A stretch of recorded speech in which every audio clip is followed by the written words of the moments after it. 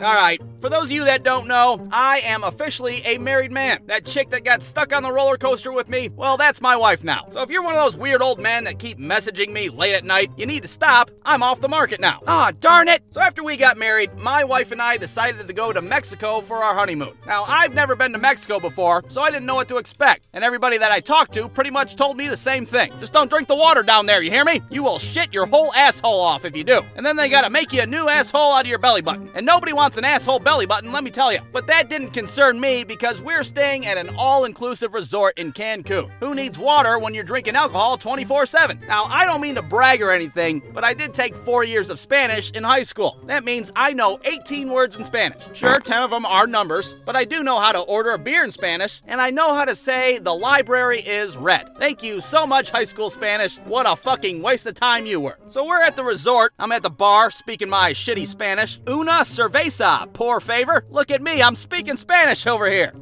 La biblioteca is roja. Yeah, well, I could give a fuck about your red libraries. Take your beer and beat it. So the first day in Mexico, we pretty much just laid out in the sun and got drunk. And it took a whole 45 minutes for the Mexican sun to destroy my pale body, so that was cool. I mean, I put sunscreen on, but since I was half drunk, I only put it on part of my face and body. So for the rest of the trip, I had to walk around like an idiot with all these random burn marks everywhere. There's people looking at me like I got leprosy and shit. Ah, sick! Honey, get the kids out of the pool. But regardless, I still had a good time. We were meeting people from all over the world. Everybody you talk to wants to know where you're from. Oh, you're from the United States. Are you from New York or California?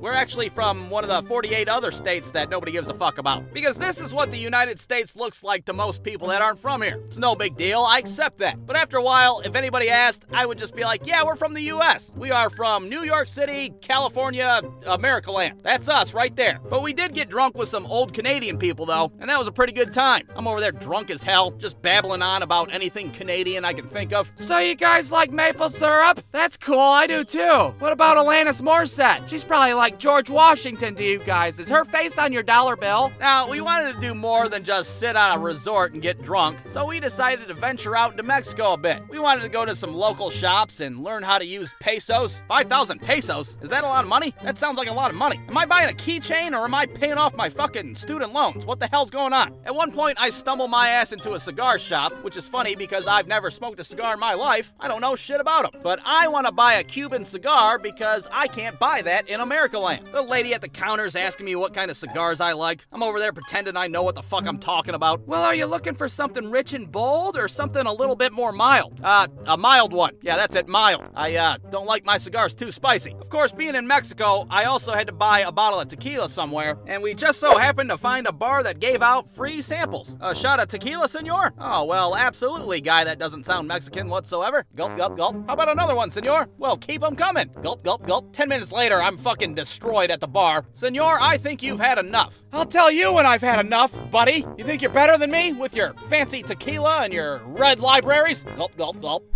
But that's not all we did in Mexico. We did a lot of other things as well. We went snorkeling in the ocean and seen fish that looked like Pokemon. We went to the pyramids and seen how good the Mayans were at playing Minecraft. But the coolest thing that we did in Mexico was that we got to swim with a dolphin. And let me tell you, the look on my wife's face when she touched a dolphin for the first time, holy hell, it was pure bliss. It's like I'm living in a fucking Lisa Frank sticker book. And I gotta say, it's pretty damn hard not to smile when you got Snowflake the dolphin kicking field goals in front of you. Now sure, it was a little weird because I was a grown man and we were the only adults in our group. I got all these kids staring at my fucked up sunburn. Ew, does that guy have leprosy? Shut up, dude. I think he's with the Make-A-Wish Foundation. But the whole experience was fantastic. We got to pet the dolphin. We got to ride with the dolphin. The dolphin got its large straight and beat us in a game of Yahtzee. It was fantastic. I'm over there trying to get the dolphin's name so I can add him on Facebook. The lady's just ignoring me because I look like fucking Freddy Krueger. So I'm just calling the dolphin Biscuit the whole time. Here, Biscuit, come here. Heel, Biscuit, heel. I'm gonna backhand this guy if he calls me Biscuit one more time. I don't give a fuck how much leprosy he has. But sadly, that was our last day in Mexico. The next day, we packed up our suitcases full of tequila and spicy cigars, and we flew our asses all the way back to New York, California. So here's to you, Biscuit, for making our trip to Mexico so goddamn special.